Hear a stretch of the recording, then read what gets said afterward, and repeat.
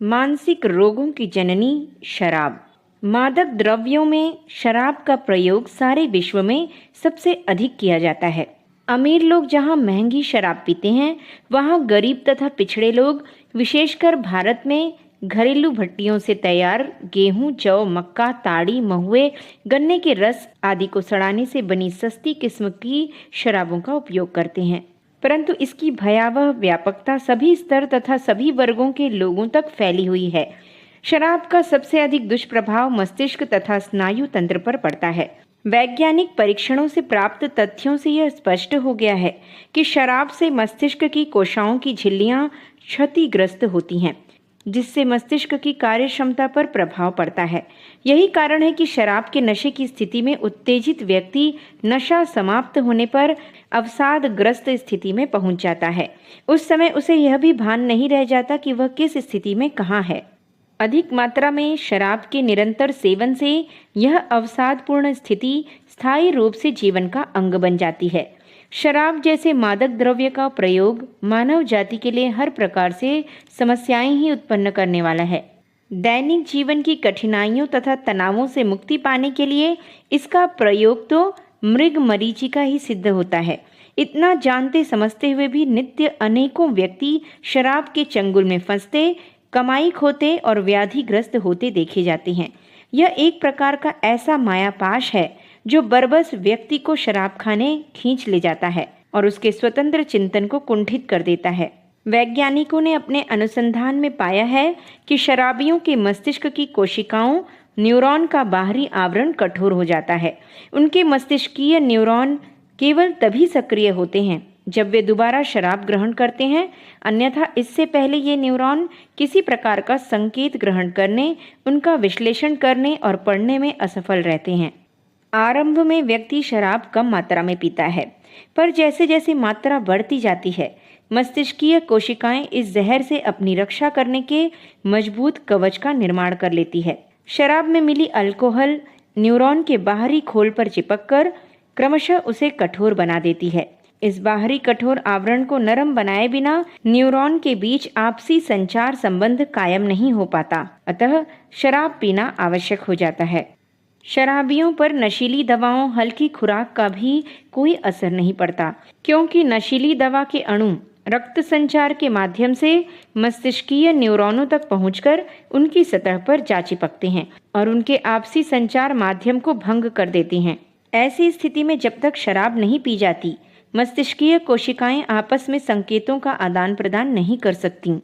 चिकित्सा विज्ञानियों का कहना है कि कोई भी मादक नशीला पदार्थ मानवीय काया में पहुंचकर उसके अंग अवयवों की क्रियाशीलता एवं ढांचे में परिवर्तन कर देता है।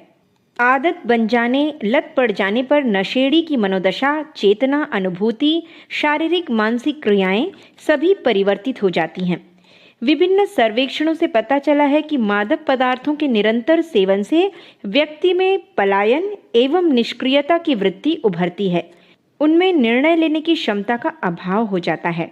व्यसनी व्यक्ति अंततः शारीरिक रूप से असमर्थ, मानसिक रूप से अक्षम तथा भावनात्मक रूप से असंतुलित होकर सामाजिक एवं व्यावसायिक दृष्टि से समाज के लिए अनुपयोगी हो जाता है।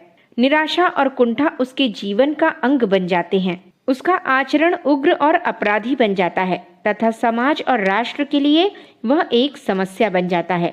शरीर संबंधी क्षतियों के साथ साथ शराब व्यक्ति को मानसिक और नैतिक दृष्टि से भी खोखला बनाती है।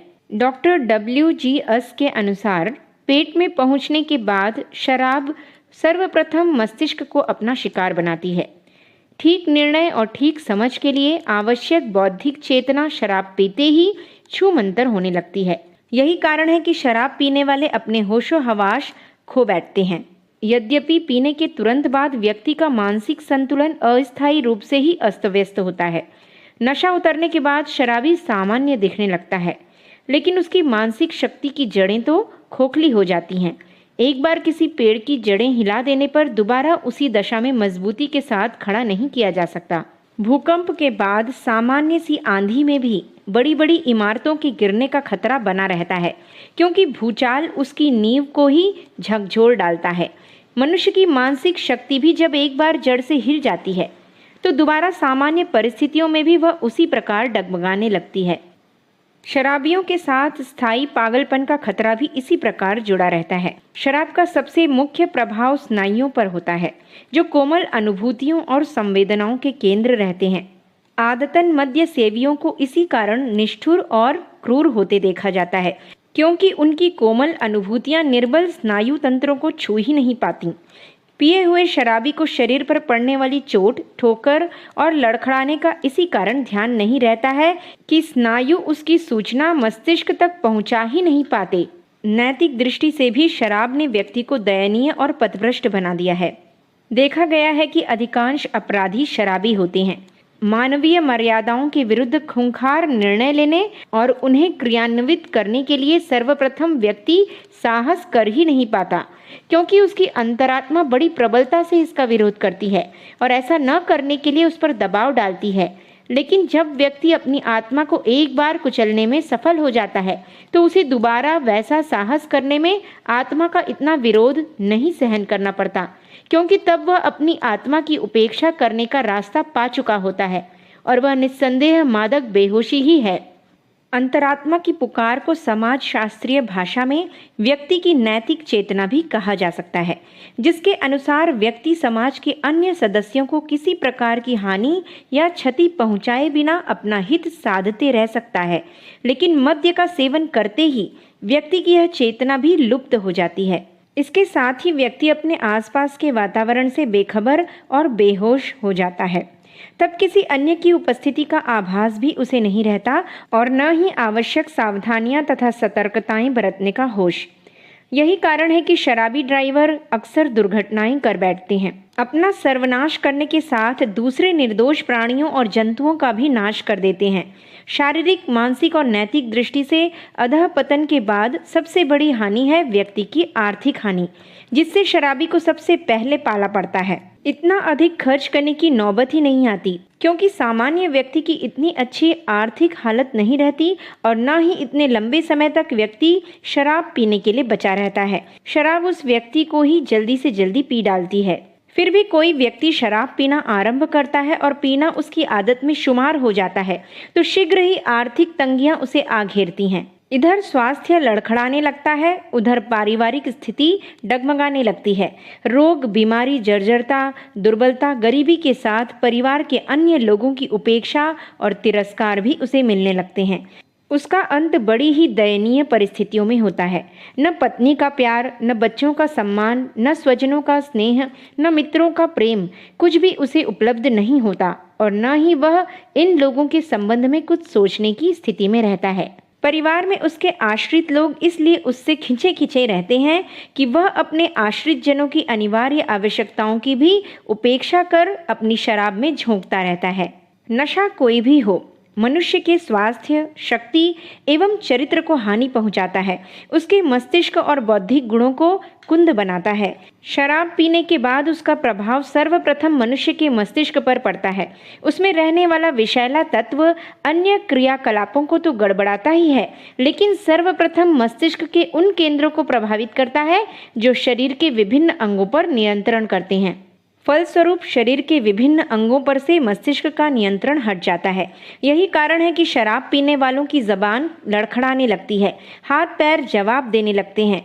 चलने फिरने में भी वह ठीक से समर्थ नहीं रह जाता और जहां तहां गिरने पड़ने लगता है। शराबी व्यक्ति अपना मानसिक संतुलन ही नहीं गड़बड़ाता, वरन अपने परिवार को, पड़ोस एवं परिकर को भी नरकमय बना देता है।